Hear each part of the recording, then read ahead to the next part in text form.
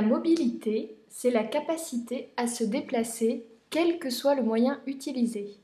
Voiture, bus, avion, marche.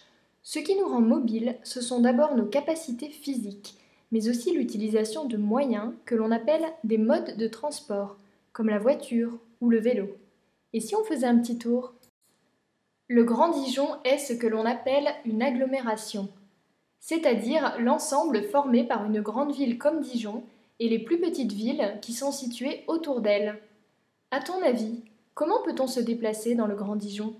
Quels sont les avantages et les inconvénients de chaque mode de transport? Se déplacer en voiture présente des avantages. Il n'y a pas d'heure à respecter pour l'utiliser et les passagers sont autonomes.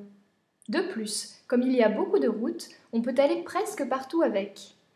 En revanche, elle peut conduire peu de personnes à la fois et elle pollue avec son moteur essence ou diesel. De plus, la voiture étant un mode de transport très utilisé, cela crée des embouteillages dans lesquels on perd du temps. Le train, mode de déplacement rapide, permet de transporter beaucoup de personnes à la fois d'une ville à l'autre. On distingue deux types de trains, les TGV et les TER. Les trains à grande vitesse, TGV, sont équipés d'environ 450 places assises et roulent à 300 km/h en vitesse de pointe. Les trains express régionaux, TER, quant à eux, ont une capacité de 600 places assises ou debout et roulent au maximum à 160 km/h. L'inconvénient du train est que les arrêts et les horaires sont imposés. Le bus peut transporter jusqu'à 100 personnes.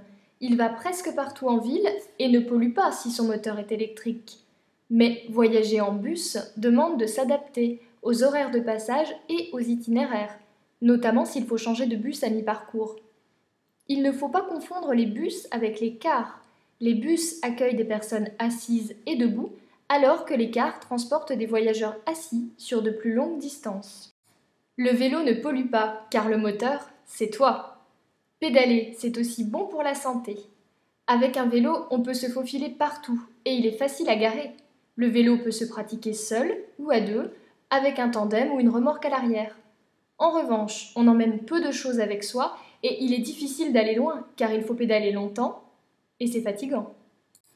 La marche est le moyen de se déplacer le plus naturel au quotidien. D'une pièce à l'autre, dans la cour d'école, dans la rue.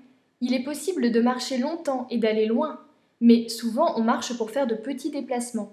Sais-tu que lorsque tu fais du roller ou de la trottinette, tu es considéré comme un piéton par le code de la route?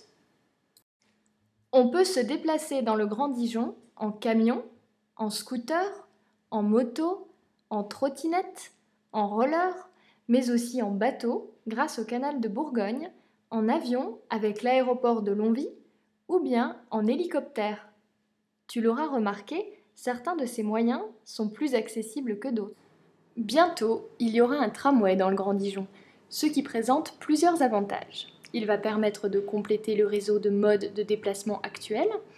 Pour se déplacer, on pourra tous les combiner pour aller à sa destination. D'abord la voiture ou le train, puis le tram, et pour finir, le bus ou le vélo par exemple. C'est l'intermodalité.